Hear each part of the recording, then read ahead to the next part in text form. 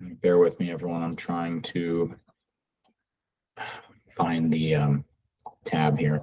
Hang on. Yeah, okay.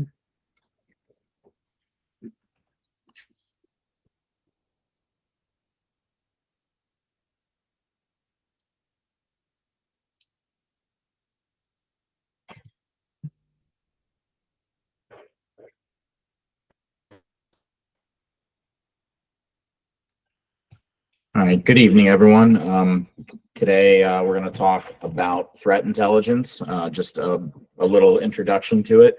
And specifically, I want to be clear, we're going to talk about Splunk's implementation of threat intelligence. I'm not, because I know like the definition of threat intelligence can be pretty broad and maybe a little bit different than what I'm going to talk about today. So just wanted to make that statement.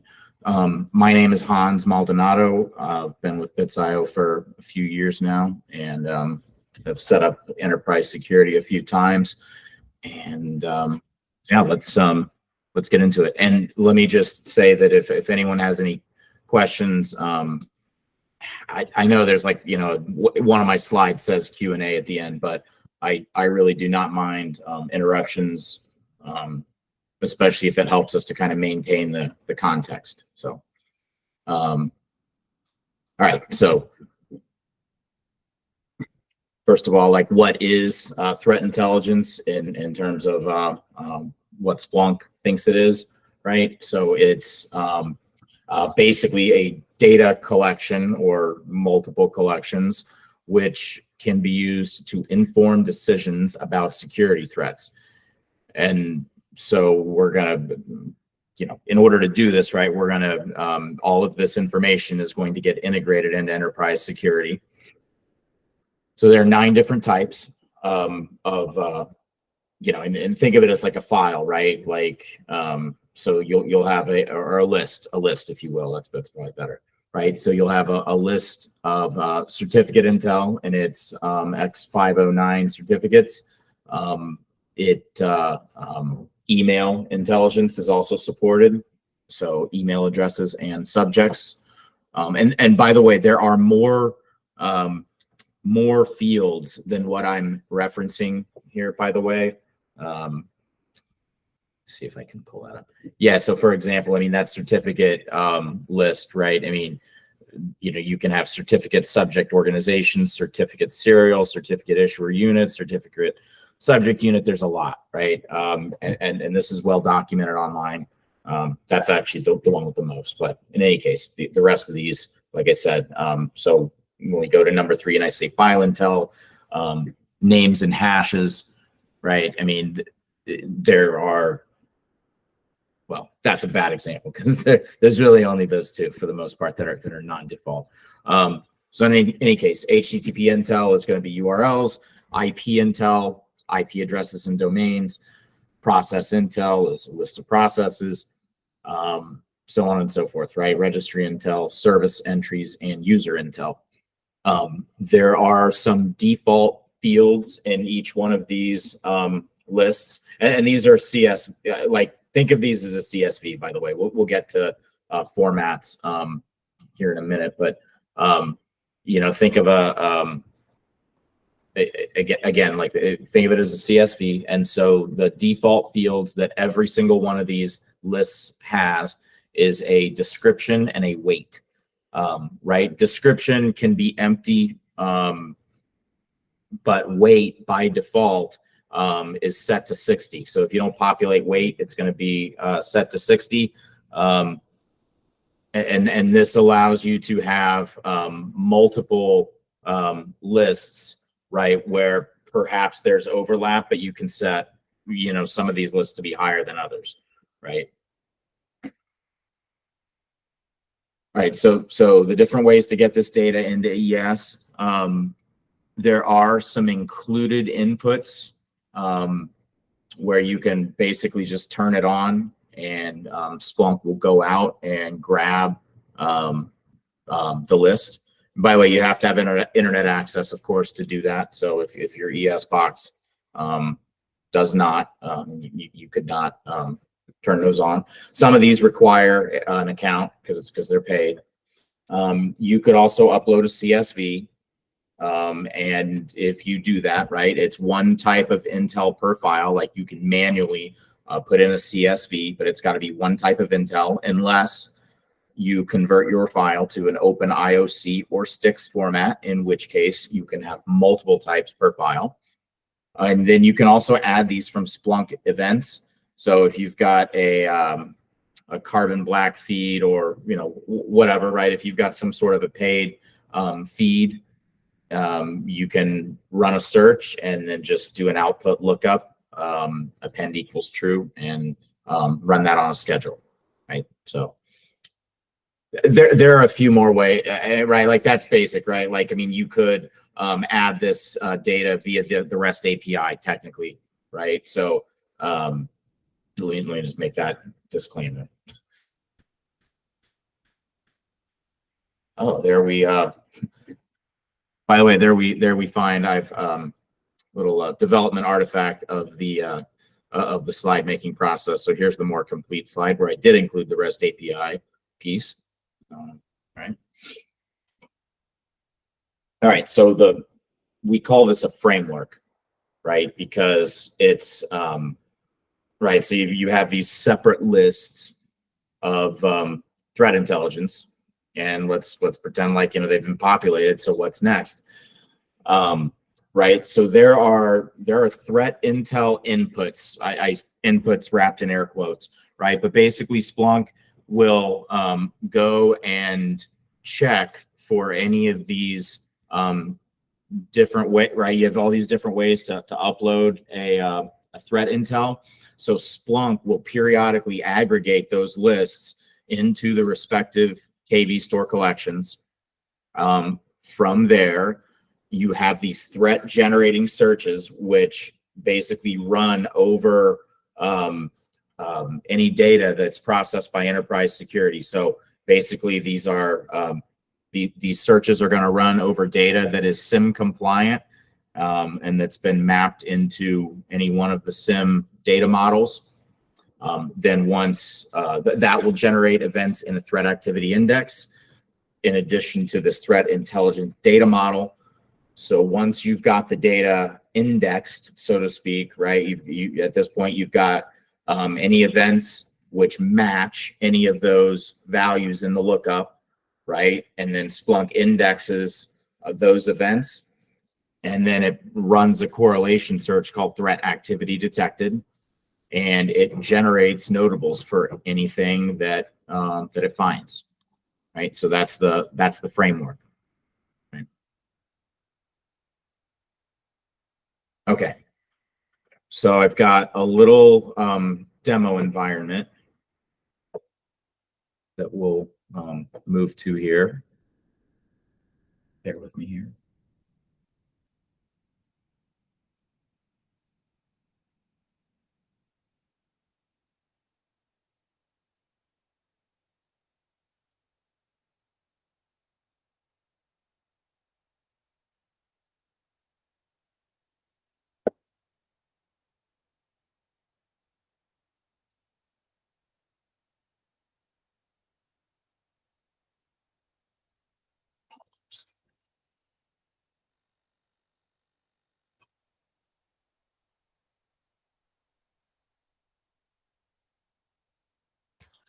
We can able to see your screen hands before. Yeah, bear with me here for a second. Okay. I'm trying to share the right. There we go. Okay.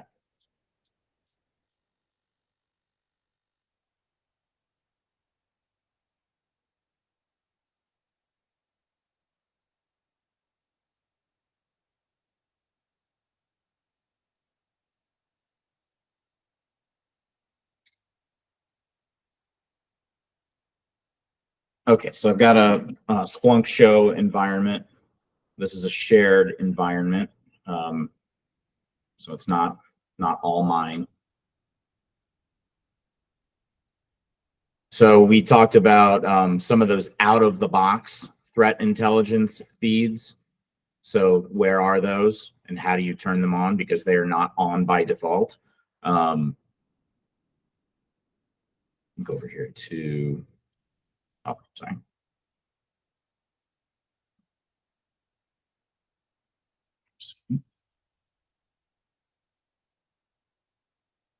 So many places to click. All right, so we go to configure, data enrichment, threat intelligence management.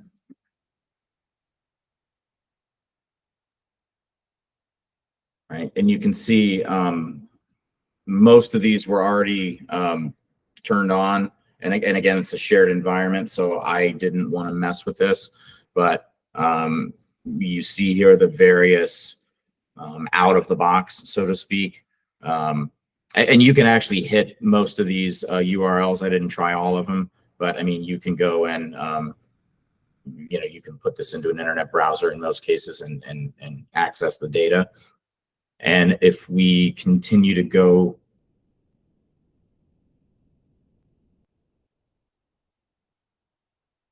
right, you see here some of those local ones. These local ones are basically, I guess, they're local in the sense that you can manually add to these lists, or if you are adding to these lists via Splunk events, right, like running an output lookup after a search, these are the lists that you would be populating. So then if we move on, so okay, so here's an example. The maxmind _ geo _ ASN _ IPv4, right? You can see here where it specifically is asking you for your license key as part of the URL. So you would go in and configure that as appropriate.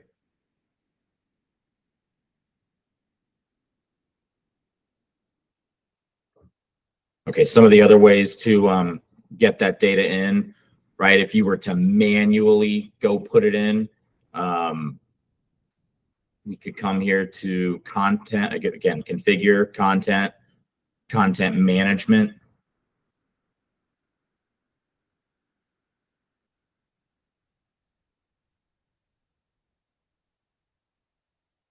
Go ahead and filter to managed lookups.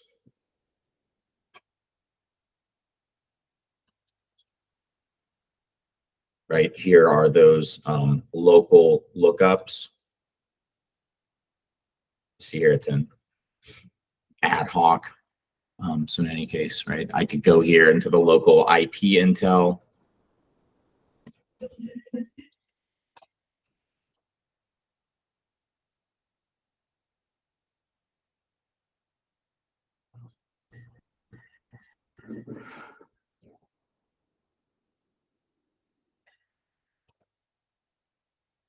Okay, so now let's say you want to then go validate that you've added threat intelligence. Now you want to see that it's working, right? But you're running those inputs, and you want to just validate that those inputs are running. And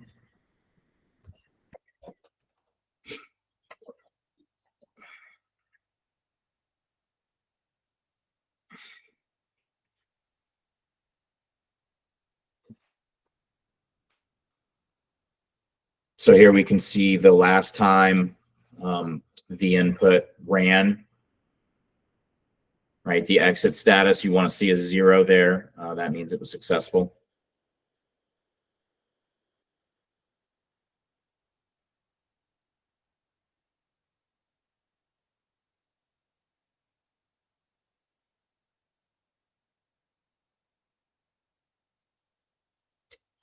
Yeah, what you see here, we can filter to the local ones also.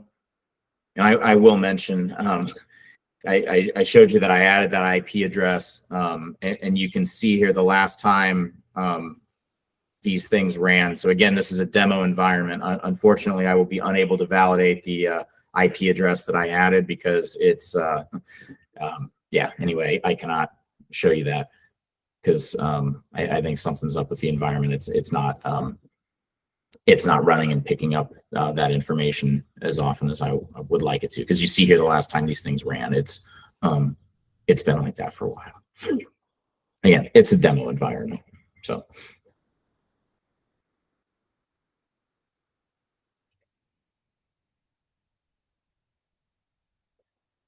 Okay, so okay, so we talked about like what is threat intelligence, how to put it in. You know, we're looking at it, and we can see that Splunk, has threat intel.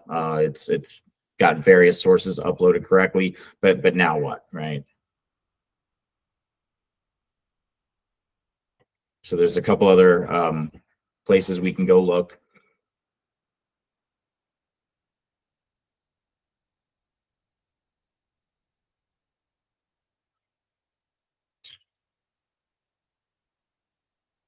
Yeah, let's take a look at the artifacts. Okay, so threat activity, we see here any matches, which collections are matching, categories, unique sources, total count.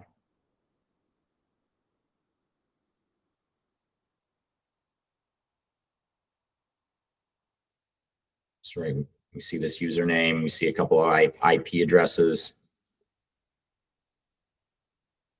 And then if we go over to incident review,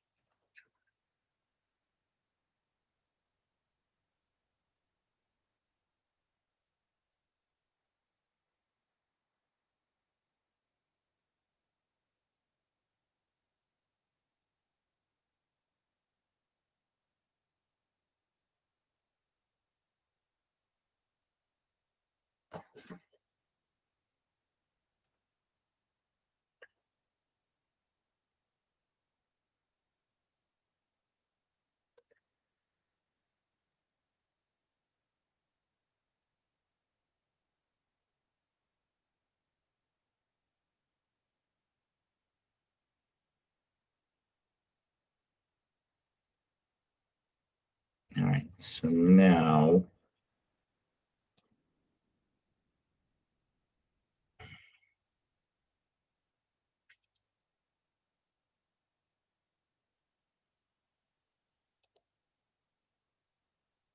we're going to filter to where they updated this interface. But so we're going to filter to threat notables here.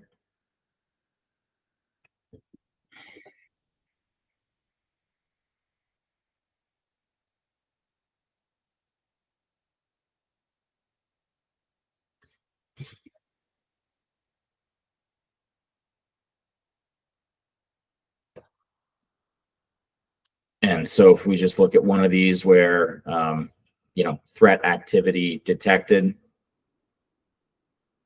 and if we just take this one and expand it,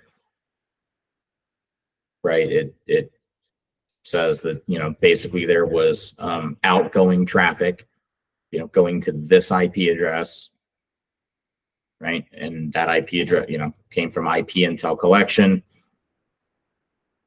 right? And so again, that's the, possibly malicious IP address, right? And so if we want to say, like, for example, right, who's talking to that IP address, right? It's this source, right? So, if you want to investigate that source, right, and as you see that source has got a elevated risk score, no user here, but right, so perhaps we would want to investigate this source. We can also go and see any other threat activity involving that same IP address, that public 63.215.202.9.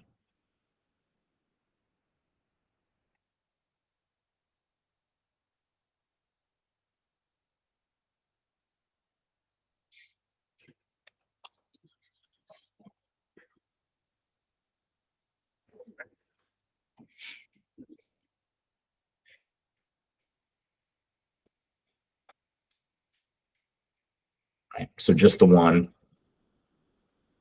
well, at least in this date time range.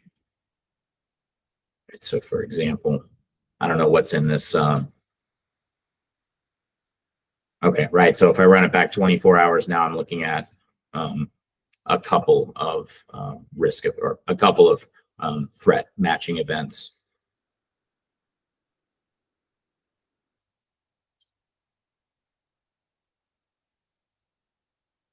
So, and I'm going to say that concludes my presentation. I'd like to open it up for any questions. And again, we have access to this demo environment. If there's anything you just want me to click on, and if you want to go see something, we can certainly do that. But so, does anyone have any questions or comments? Any discussion?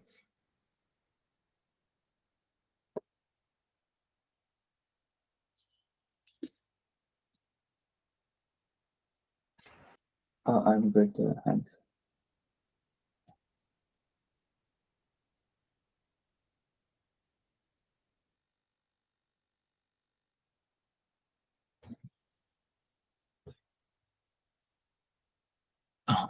Okay, I suppose if there are no questions or yeah, no questions, we can wrap it up. I would like to sincerely thank everyone for joining. And yeah. Yeah, thank you, Hans.